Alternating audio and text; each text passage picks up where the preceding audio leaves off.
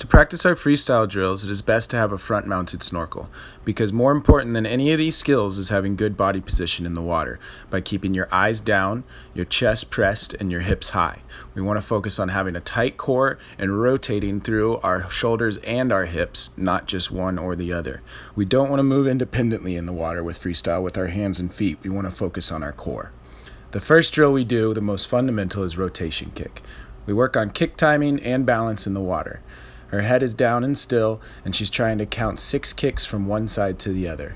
3 on the right, and then 3 on the left. If you do this right, you should have your toes pointed and a long body.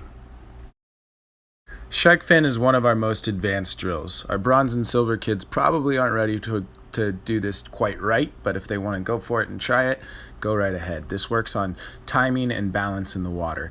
Timing specifically with your recovery and the rotation of your hips. So when we enter the water with our hand, we want to connect the opposite hip as we drive through, using our core rotation to help set up a strong catch and move our body past our anchor position. So you can see Allie's bringing her elbow up with the rotation, not independently from it. So you go a half stroke up, hand back down, and then a full stroke through, timing your recovery and the movement of your arm with your hips and shoulders in the rotation.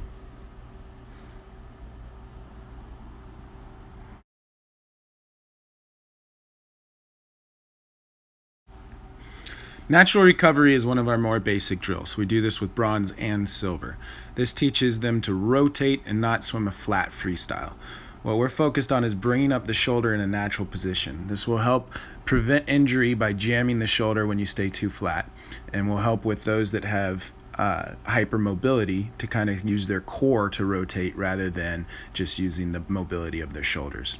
So what you'll see here is Allie comes straight up, touches her head, and then takes the next stroke. We wait for the recovery hand to touch the head before we take the stroke so that we can connect the hip in natural recovery.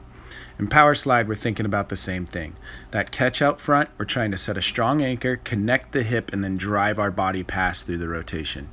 So we're not just slipping our hands through the water, we're using our whole body to engage our lats, to engage our core, and to really drive through.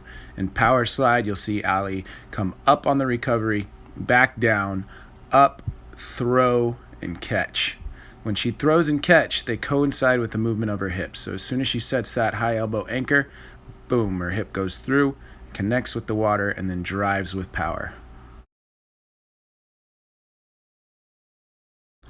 Next is 3-stroke glide. In this, we're working on power and trying to maximize the distance we get with each cycle in the freestyle.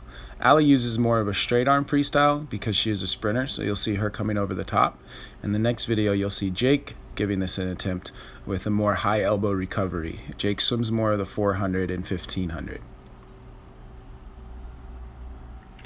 When we do this, we take 3 strong strokes with a strong kick and then glide as far as we can with our bottom hand out front and our top hand out our side.